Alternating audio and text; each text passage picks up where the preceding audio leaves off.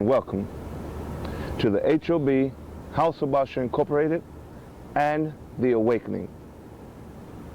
Remember, if you can dream it, you can live it. And if you want it, we here at the H.O.B. House of Basha Incorporated and The Awakening, we got it. All beneath one roof. We never sleep because our city never sleeps.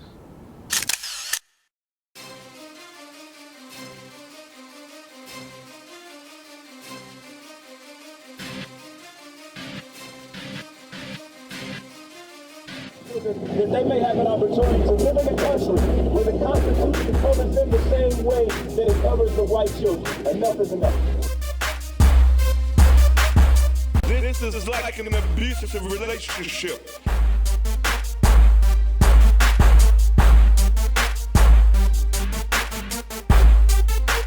Their reaction is just like any other American. They felt like justice was not served. Welcome to the House of Basha, another moment where time has stood still for the African American community. We tend to place people in positions to where we cannot reach.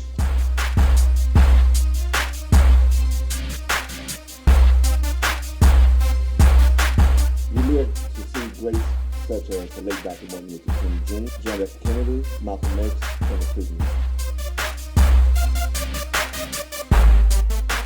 Wife was not able to go see him for 28 days.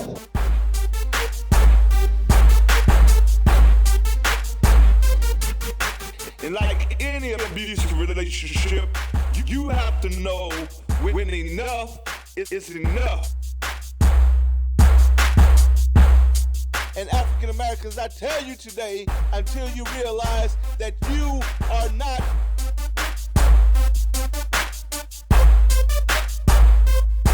held captive by the chains of society, but by the mind face of your mentality. America needs to realize that if there is no justice, it is just us.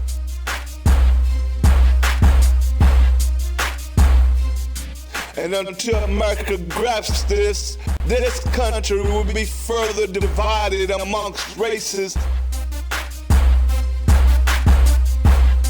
Welcome to the H.O.B.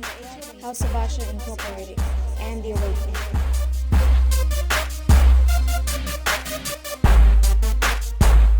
We left off with the Christian church and its stance. We left off with the justice system. Now we're going to go into not the members, but the leaders of the church. Justice, we should be mourning these young men.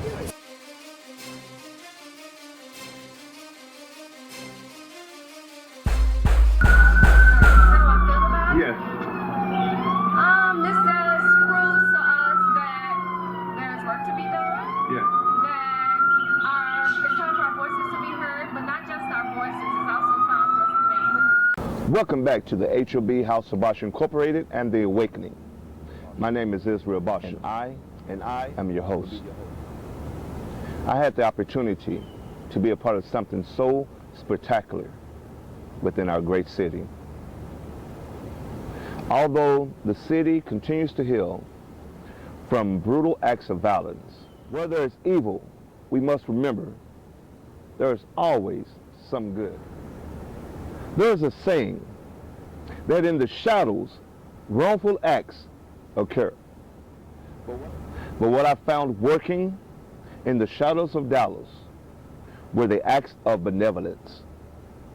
Uniformed Dallas Police Department officers, along with 2 community activists of goodwill, working together to bridge the gap between community and civil servants. When we hear the words first responders, we associate those words with individuals who are trained to respond to an emergency. A new organization formed in the city of Dallas called First Responders has answered the cries of our communities. Join me in this episode called Unity in the Community, where I ask officers and the individuals who pledge their free time to bridge the gap between communities and civil servants. The hard questions.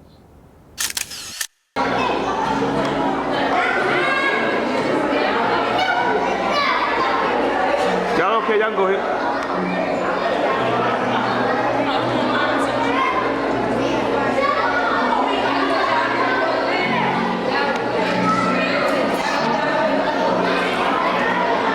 Hello, my name is Alate H.O.B. Welcome to the H.O.B. Incorporated and the Awakening Magazine. There is something wonderful taking place in the shadows of Dallas tonight, and that is unity of a community.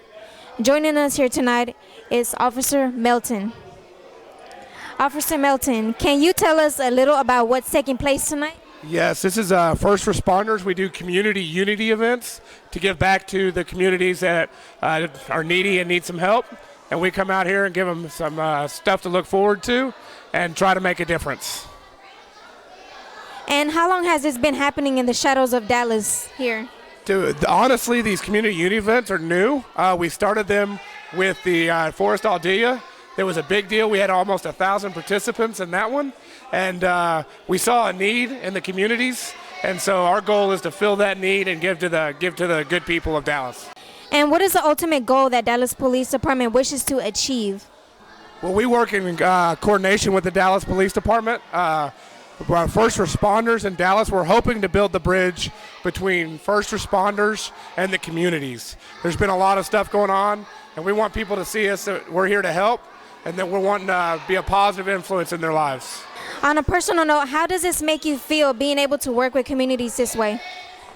Oh, this is awesome. I get, happy and warm every time I do this. It's a great feeling to be able to give back to people and to help people.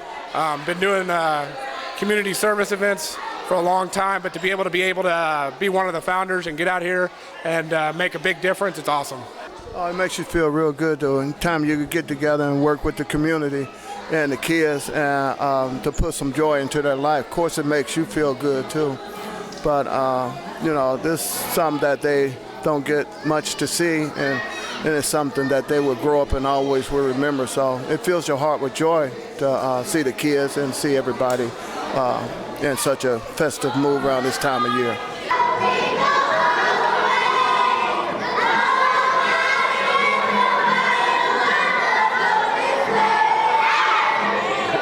Takora Hardy, can you tell us a little about what's taking place tonight? Sure. So this is an effort that we put together from the Dallas Police Department and the Dallas First Responders, as well as Baylor Barbie. And what we're doing is coming into our communities and giving back. So for this this holiday season, we're giving the families a free dinner. We gave them free HIV testing, which they found out in 1 minute whether they were positive or negative. We also had free gifts and stuff that we gave the community. So we're just going back and giving to our community. That's her. She's got Did you record? I know. I'm leaving a record right here. Don't put everything. And how long has this been happening in the shadows of Dallas? So in the shadows of Dallas, what we when we started this, the officer that's in charge of this is Sergeant Leroy Quigg, and what he did was start this movement about 15 years ago, looking at gangs. And he was a police officer that said, I don't want to just put people in jail for being in gangs, but I really want to do something great in the community. So he started. He actually had this community center for the kids that live in this development, and he wanted to come back and give something to these kids. So that was back in 1997. And what is the ultimate goal that the Dallas Police Department wishes to achieve?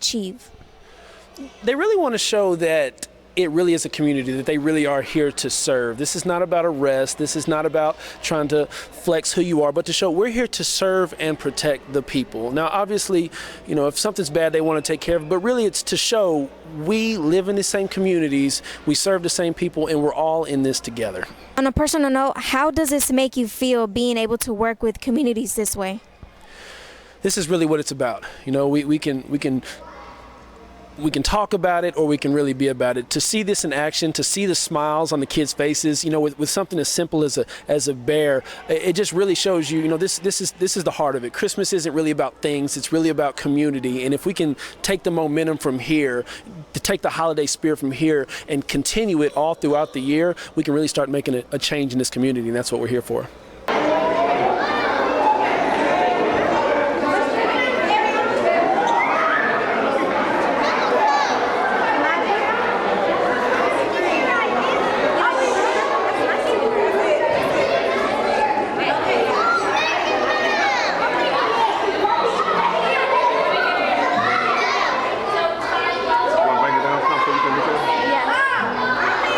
I think it shows the people that are in our community and how much they want to give back. I mean, we have people, you know, police officers who really say, you know, I'll take the time to give back. We have Baylor Barbie, who is a renowned author and public speaker, who says, I just want to give back. So looking at these people and seeing how much they want to give, it makes you want to be a part of that.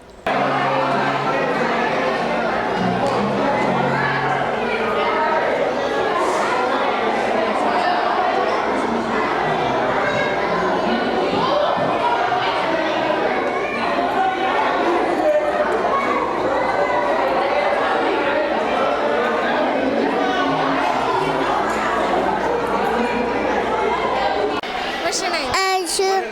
What's your name? Angel. Angel? Oh, her name is Angel. Okay. What you want to say? Thank you, Dallas Police Department.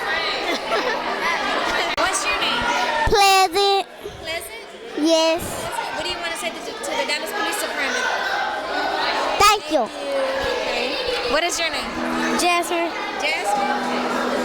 My name is Dominique. Dominique? Oh, that's a beautiful name. Thank you. What did you eat today?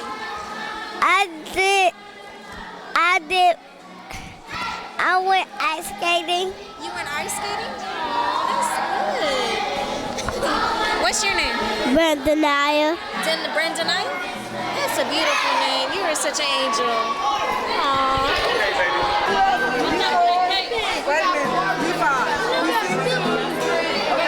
Scoot back. Wait a minute. Let me get this. Wait a minute. Hold on. Is this okay? You are fine. Scoot back. Scoot back. Okay. We got 1, 2, 3, 4, 5 right here. Right here. Okay, guys. Now give us your best voices, and we have this loud in here, so we'll be able to hear you. Okay. All right. What? 2, 3. My name is Israel Bauschum with the H.O.B. House of Bauschum Incorporated and the Awakening magazine.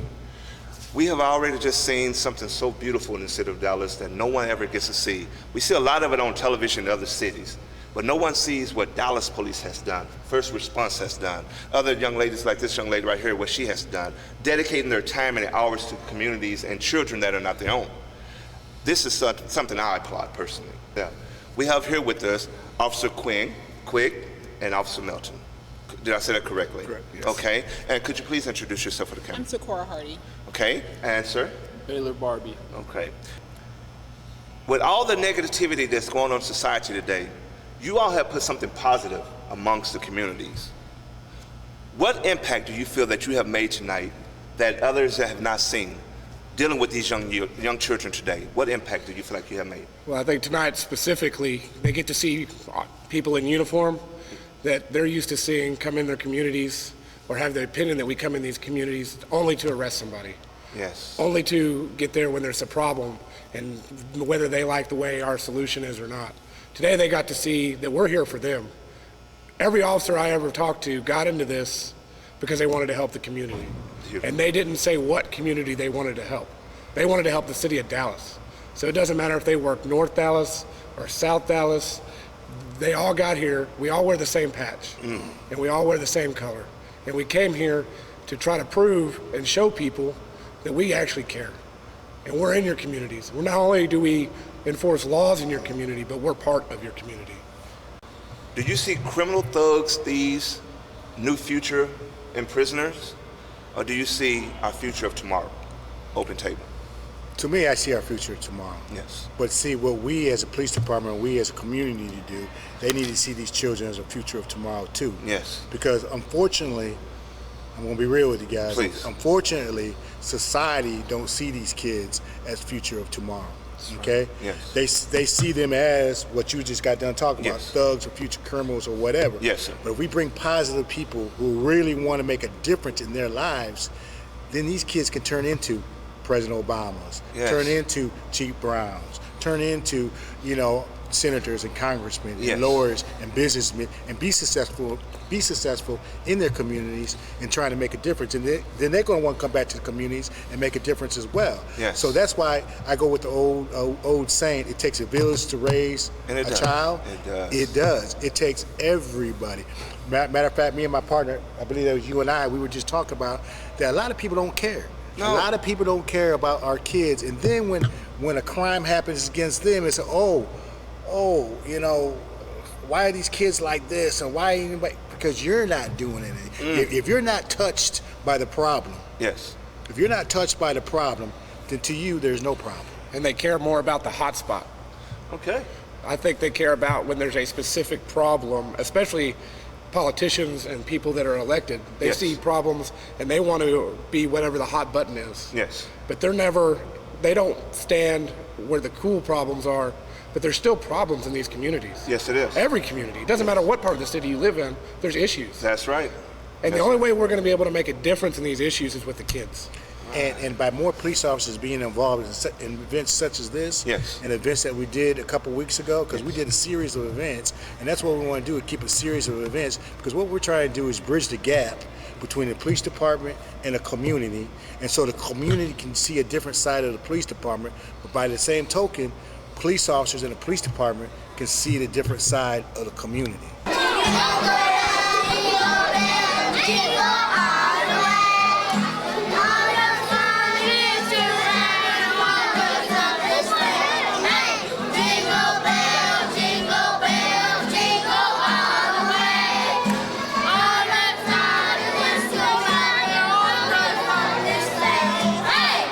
And I Yes, think ma'am. that's important to note. I mean, some of the times when we go into different communities, we see people say, thank you. Like, if you guys weren't here, this is what would be happening in this particular area. Yes. But tonight, for this couple of hours, people are really here and they're engaged and they want to do something different. So I think that that's important to note, that people really appreciate it. And that's the other side of this.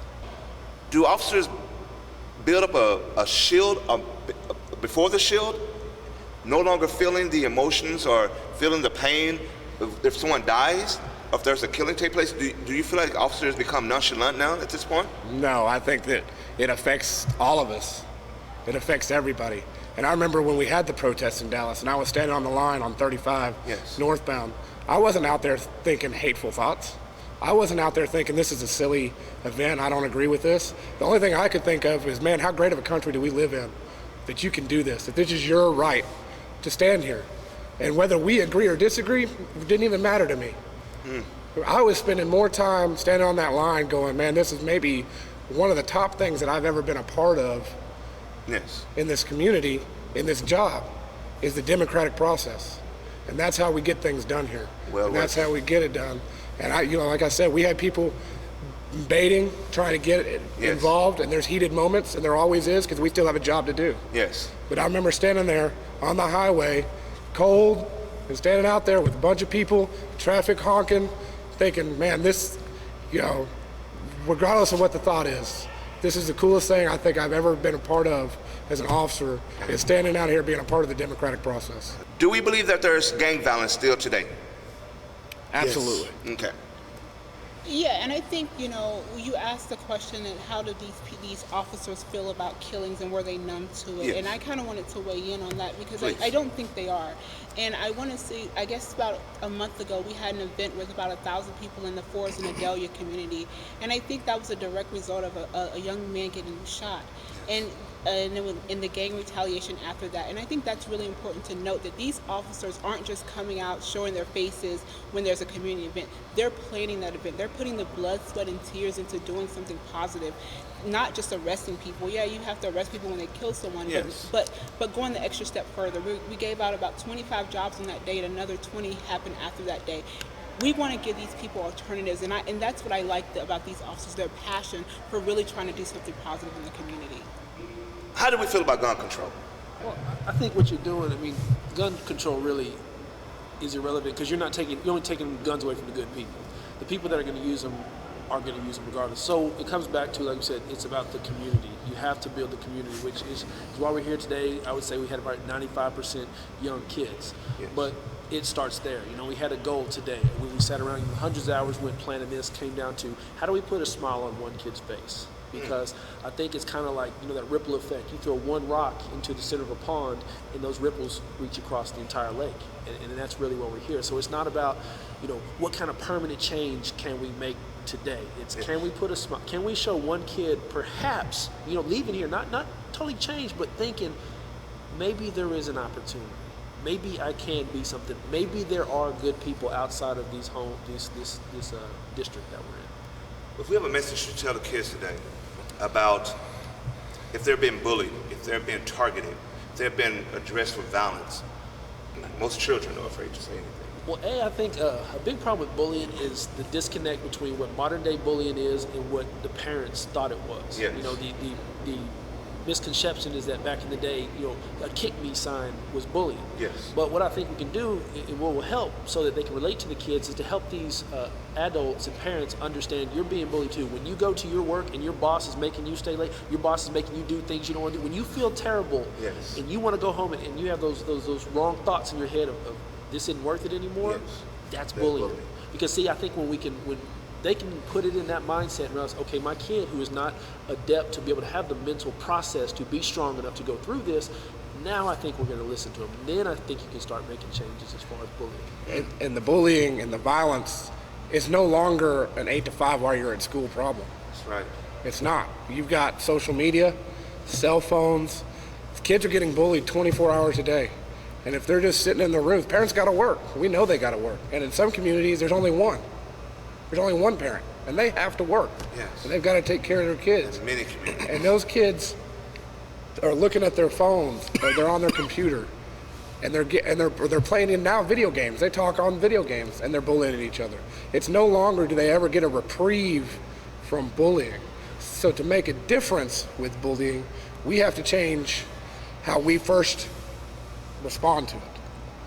It's no longer stand up for yourself, because that's not a solution. No. That's not going to be a solution. Those days are gone. We can't just say stand up for yourself. We have to stand together as a community and say, that's it, we're done. We're not doing this. We're not accepting this. If you leave your child at home today and there's no one watching your child, she's probably going to jail or CPS is involved. Some community, neighborhood. And I know that that's a beautiful thing to get involved because we don't know the circumstances. What should we say to society when there's a single mother today, and she does exist. She exists, okay? She's hiding, she exists. What do we say to her who has to go to work and can't afford daycare, someone watch her children, separate herself from her family, and she's out there alone? What do we say to her? Do we punish her to this day still, or? I think that we call it what it is. I think we start telling them that they're heroes. I mean, they're doing what needs to be done. So many people with an opportunity to do what could be, not enough people doing what needs to be done. So, you know, to take something and say, I'm doing what I have, I'm handling my responsibility to the best of my ability, despite what society says, despite what the odds are, despite what I have stacked against me, I'm doing the best I can. That to me is a hero. And I think if we started as a society calling them that and applying that, people start with, you know, everybody wants to be associated with a superhero. Who doesn't want to sit next to Superman? Yes, or Superwoman? Right. And so I think if we start, you know, change that societal view on what a single mother is, realizing it's not her fault that she's a single mother, I think then people will start standing with them. Perfect. And I think that we need more responsible parents. I mean, it's good to say that Yes, I stayed home. I'm the only child, and I stayed home sometime by myself when I was younger. But I think the irresponsibility of some parents make everyone bad, right? Yes. Same thing with police officers. One bad police officer, everybody thinks every police officer is bad. But, I mean, in this event tonight, I think we had about 95% kids. Yes. Where were their parents? And so, you know, we have to address being responsible as a parent, and that's what makes it bad. I love that. And, Yes, and not only that, like I don't want to piggyback on what she said about 95% of the kids here. See, I believe in our program, First Responders, you know, Boys Club, Girls Club America, all these different programs, no matter who they are. But if we just focus on the kids, okay, we sit and focus on the kid, give them presents, let them sing jingle bells, let them play basketball, let them do whatever. Is that enough? At the end of the day, where do they go? It's back to that. They go back to the house. They go back to the house where, unfortunately, it's broken. Yes. But so what programs and what I'm trying to do and what hopefully all of us need to do and what the community needs to recognize is that we need to have wraparound programs, meaning not only do we wrap our arms around the kids, but we wrap our arms around the families as well to help those single parents like you was just talking about who can't afford to get a good paying job in order to be at home with their kids at nighttime. Get them in some education. Make sure they get the GED. Get some trade school. Get some parenting skills. Get some life skills and what have you. And we wrap our arms around the whole family nucleus. Because after all, if you divide the family nucleus, you're going to have chaos. And that's so if you wrap your arms around the whole nucleus of the family and try to repair the family, not just the kids but the parents as well, and try to repair them, then everything's going to be, you know, much better.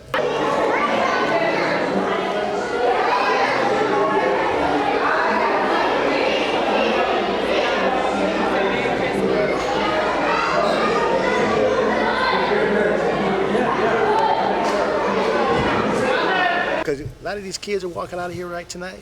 Yes. They're how old? Oh my God. They're about 6, 7, 8, 9 years old. We have one younger than that.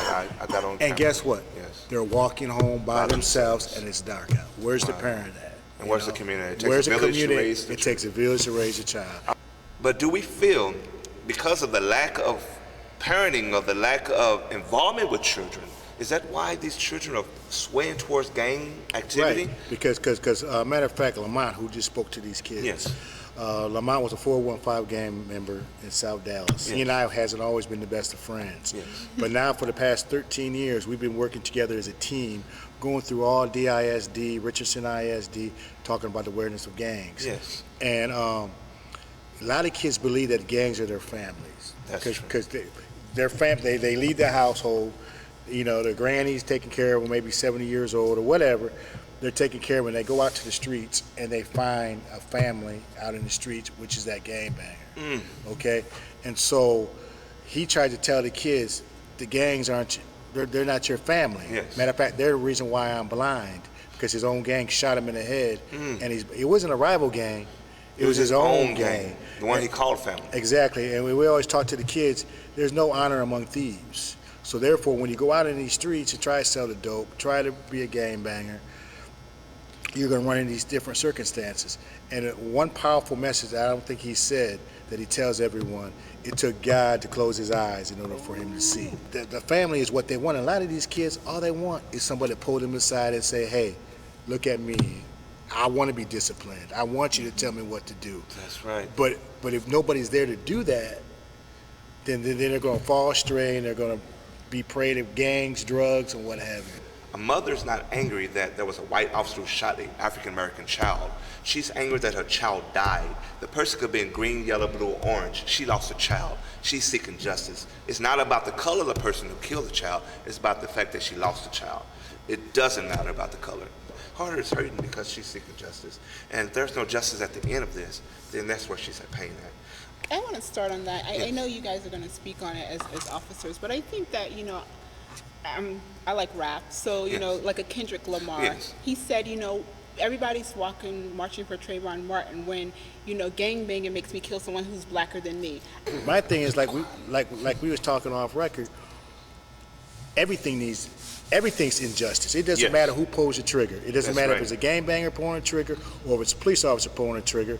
everything needs to be fully investigated and put them in jail for their crimes or what have you. Yes. But we can't just have one higher than the other, because bottom line is, like you were saying earlier, that mother, son, or daughter is dead. That's it. And she wants justice. She wants justice. No matter it's a pookie, or no matter if it's a police officer, she wants justice. And that's what we all need to focus on. Yes. It could come to one common goal to achieve some results in gang violence and drug violence. Yes, I know. I obviously, I'm not going to be, I'm going to be frank and honest about what I feel.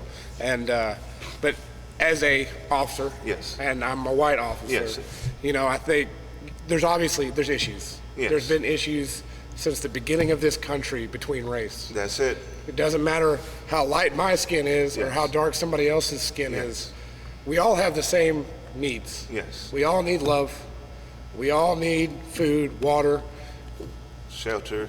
And we have to, as a community, and not a black community, not a white community. That's right. Excuse me, not a Hispanic community, acknowledge that. Yes. That we're all on the same playing field. We're all playing with the same goals. That's it. That's it. And we're all on the same team. And as long as we're dividing by the easy is the race. The easy is the obvious. That's right. We got to look deeper than the surface. As a community, as a government, as government entities, as people that work for the government, and community members, and we have to look deeper than the easy. What really caused this problem? Wow. How can we make a difference with this problem? How can we stop police shootings? No. Or not how can we stop gang shootings, but how can we stop and lower violence altogether? Yes. I got attacked here when I was downtown speaking. I said, when we started letting go of the title, African American, white American, Hispanic American, Asian American, and we just become Americans, what would be the racism? How can we hate? On a very passionate and concerned note, do we feel, because of our heritage and our history in America and the foundation of where America comes from, do we feel that there's still some type of sickness or illness that has been passed down through generations from our grandfathers, and we have them, grandmothers?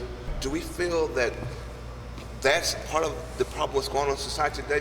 When a person is fleeing from an officer, that he gets shot so many times in the back? Or do the officer feel really in danger or threatened? That's a very sensitive question, because you're asking what my safety net is. And mine is definitely, I'm 6'4", 280 pounds. I'm a black belt in 2 martial arts. So my level of security and safety is way different than an officer that's 5'5", 150 pounds soaking wet, with absolutely no experience in any kind of martial arts training other than department training. Yes. We all interpret different. We could both look at the same picture and see 2 different things. That's why artists make millions of dollars. That's right. That's why there's so many, that's why different music is liked by different people. Yes. We all see it different. That's it. The perception is definitely different amongst everyone else. So to get on your question though, about, 5 years ago, if you had asked me that question, I would have said, no, we're way better than we were in 1962. I would have said that. Yes. But having seen all this today, I really feel like that some of this, the racial divide, specifically, is brought to by the movement, the civil rights movement. It definitely had unfinished business. Unfinished, and the torch wasn't passed. And the people that have the unfinished business from that era are now passing it to the younger generation. That's right. But this generation is a more violent generation. Yes, it is. This generation has different opinions and are taking things in a different way.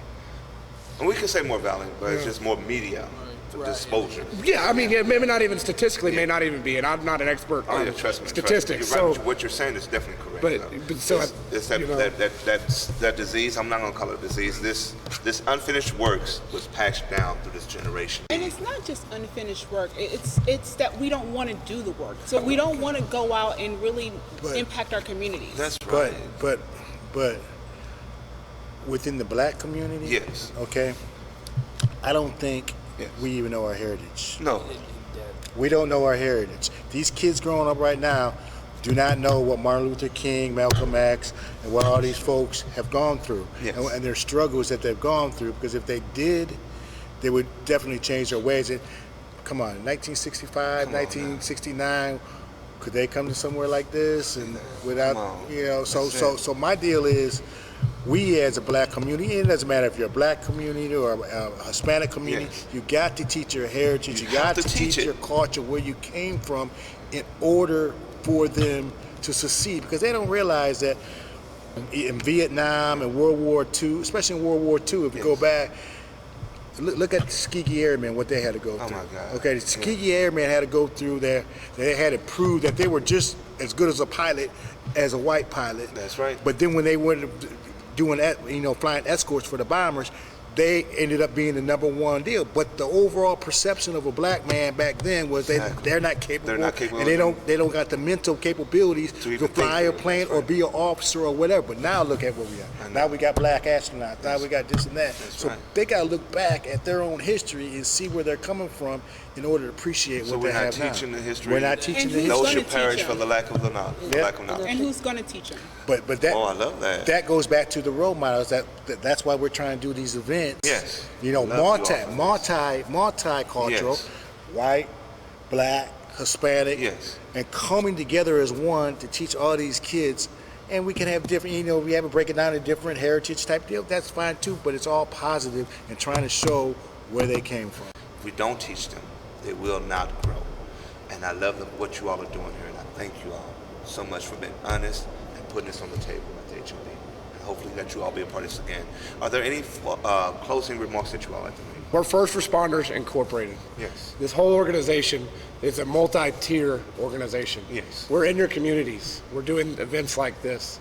We have Mr. Lamont Levels who comes out and speaks. He's in our anti-gang program that we go out and go to the schools and we get involved with the schools. We have an anti-bully program that we go and we will go for the classes for all 5 days of class and end it with a school assembly. And we come out there with motivational speaking. We'll rip phone books, break concrete to get the kids' attention. Yes. But we give them the message that you make the difference. Beautiful, beautiful. You make the difference. Is there an email that they can contact you at, or a phone number? Yes, info@firstresponders.org. Perfect. info@firstresponders.org. I also think that what we're doing out here and talking about leadership and who's going to teach them, what we're trying to show is that you have to lead with your actions. It's not, yes, you're going to say words, but people are going to watch what you do, and not just what you do, but what you do repeatedly. Yes. Your patterns. And so leading in with that, and then, you know, you look at scripture, it says, you know, all things done in the dark come to light. Yes. So you talk about being in the shadows. That's not just negative things. Not just negative things come to light. So these smiles you put on the faces and these kids walking home at night, it's going to manifest itself at some point in the life when people see it. I love that. And I'm going to hit on that before we leave too. And what I want to say about the Dallas Police Department, Dallas Police Department is doing a proactive approach to the community. Yes. As you can see with us up here and the other events that we've done, Chief Brown has really, really tried to make a proactive approach to engage. He calls it engaging the community. Yes. By officers engaging the community, like I said, we're bridging the gap between the community and the police department, and that also helps with our, you know, trying to investigate different stuff, because if people start believing in police officers and trusting the police officer, they're going to become the thing that I went to a town hall meeting about a month ago, and the thing that really broke my heart is I was sitting there and I could understand everybody throwing rocks at the police department and at Chief Brown and different people. I can understand it because everything that's been going on in society. Yes. But when a young man stood up and said, you know, I took my kid to matter of fact, it was during Halloween, so it was last month. Took my kid to a party store to get a Halloween costume, and he wanted to pick out a police uniform. I love it. But the guy said, no, put it back, because you don't like the police. You don't trust the police. I can't let you be a police officer for Halloween. Yes. So I had to stand up and say something. So I got up and I spoke, and pretty much what I was saying, you know what, it goes back like we were talking about earlier. There's bad people in all organizations. That's right. Okay? But if you would let your child pick up that police uniform and be a police officer like he wants to, then maybe he can make a difference when he grows up and be another Chief Brown or another chief to make a difference in the community that they live in with blacks or Hispanics or whites or what have you. That's why we're doing what we're doing. Yes. So people won't keep on thinking, well, I don't want you to be a police officer, so put that uniform on. I'd rather for you, like you said, be the boogeyman instead of a police officer. So that's why we're trying to change that mindset in the community so a kid can be proud and a parent can be proud that his son picked up a Halloween costume and be a police officer. Just, I really want to, resound how much I respect these three men and what they do in their everyday. They don't have to do this. Exactly. This is something that they do because they want to. And they put a lot of passion into this, a lot of time into it.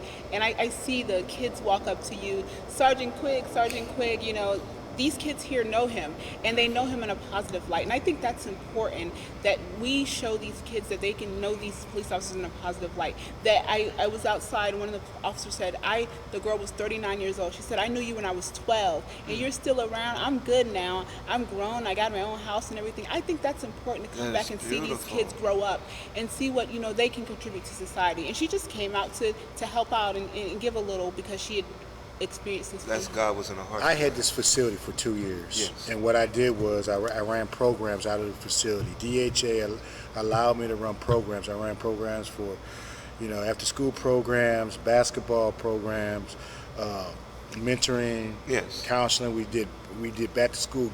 We did it right here in this gym. And I had to let it go because I had it for 2 years because nobody wanted to help. Nobody wanted to come back. Some of the people in the community, because what I was also trying to do in this community is let some of the people within this community work up here, so when the kids came up here, they could relate to that person instead of trying to relate to me. They relate to that person, and once that person say, hey, he's okay, he gave me credibility, then I was able to touch a lot of kids up in here. So once I left this place, because now at nighttime, this beautiful gym and this building is not being utilized and trying to help these students or these kids. And when I go up to that gas station, that Exxon at 7-Eleven, a lot of them, Sergeant Quigg, you're going to open a gym, you're going to open a gym, you're going to open a gym.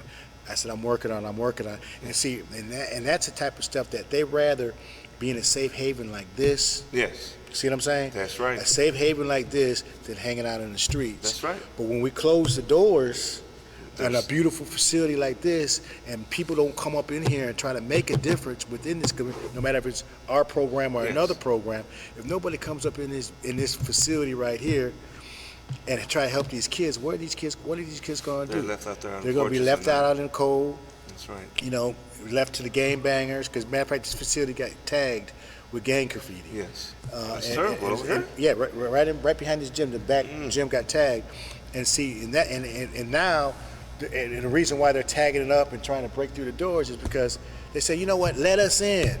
Let us in. We want to play basketball. We want to learn and what have you. But if the community can't see that and come and take over this facility, what do they got left? You've seen all those hundreds of kids. Yes. Hundreds and hundreds of kids coming in here, and you got a beautiful gym because they can't play basketball. Can't even utilize it. You know what I'd like to see? The Dallas Police play basketball against the community. We done that. We did it. We did that. My God, what we did. That on camera. We made it happen. What we did, because did they tell you about the story of Forrest and Odelia? Did you tell them? Oh, yes. I'm not going to tell you the story, but let me tell you about these events that these guys put on. Okay. So it was a series of 3 events, one a week. First, they talked to 1,800 kids at Lake Highlands High School, wow. And they had a whole assembly in the gym. And like he said, they had brick breaking, but they also had a positive message. Lamont was there, the chief was there, the mayor was there as well. The next week we had a community event. We had about 1,000 residents from the community. And that was the event that we said 25 people got jobs on that day. We had the vendors and the businesses come out from that community and really support it. We gave the community free food. We had entertainment there. K104. We had a 3-point contest. A rap battle. Rap battle from K104. The week following that, we had a 3-on-3 basketball tournament at Richlands College. And we had about 100 kids out there as well, and their families. And the winners got to play the Dallas Police League. And the best thing about that event was the parents were there. Wow. The parents were The there. parents brought them. Had to drive them from, some of them from all the way from Lake Highlands to Richland. And they showed up. That's not easy. No. Some of these people, that's not easy. They had to make that happen. And they got And their there. parents got them there. 100. Wow. 100 kids. And Richland College gave us a facility for 4 hours. And like I said, over 100 kids did a hoop it up, a 3-on-3 tournament type deal. And then the winners got Mavericks tickets. The Mavericks been really supporting us. Yes. And giving away prizes.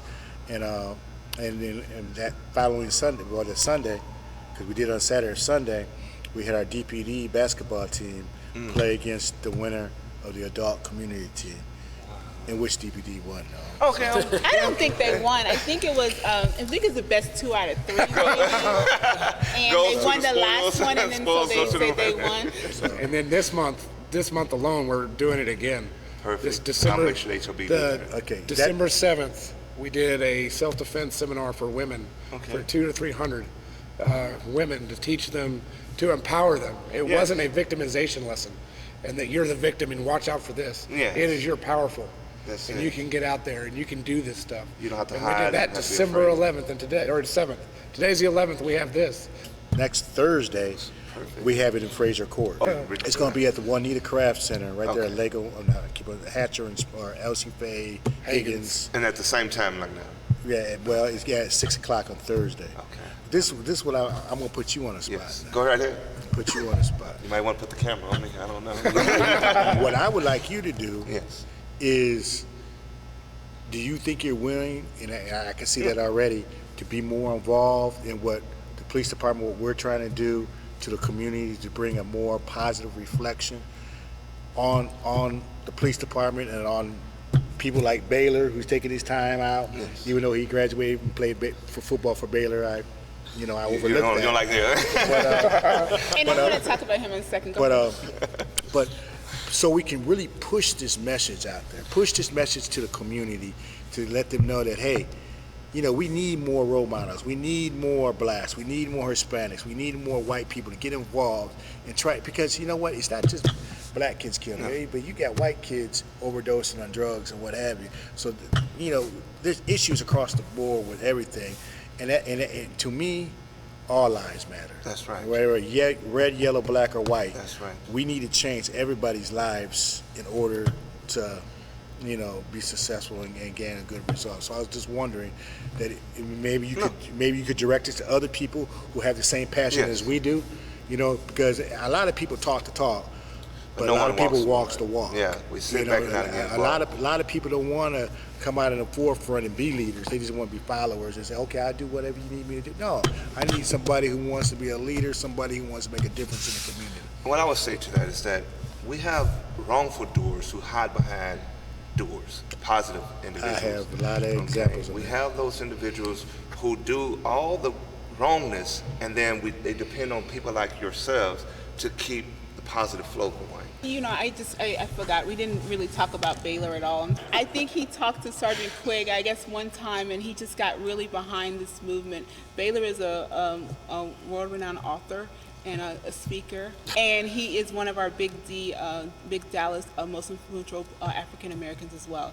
So I just want to make sure we give him, because he's really a step behind this movement. He saw the passion in these guys, and he really gave it his all, and we really do appreciate that. I appreciate it. We need the community to help us. We can't do this alone. Absolutely. And we're not done today, and we'll be back. 1, 2, 3. Thank you, Dallas Police Department and First Responders. Thank y'all. Okay, next slide. We have our next slide.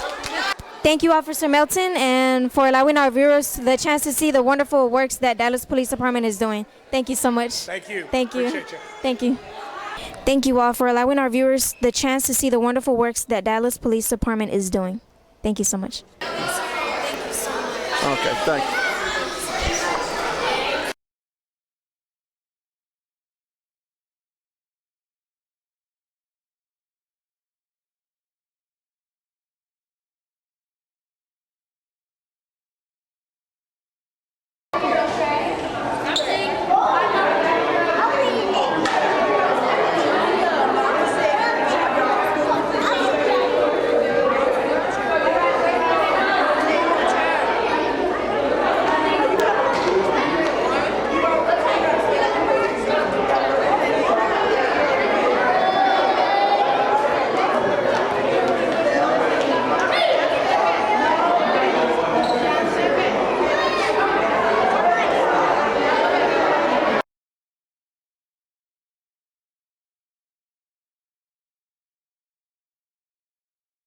want the gym to be open because people can stay out of trouble.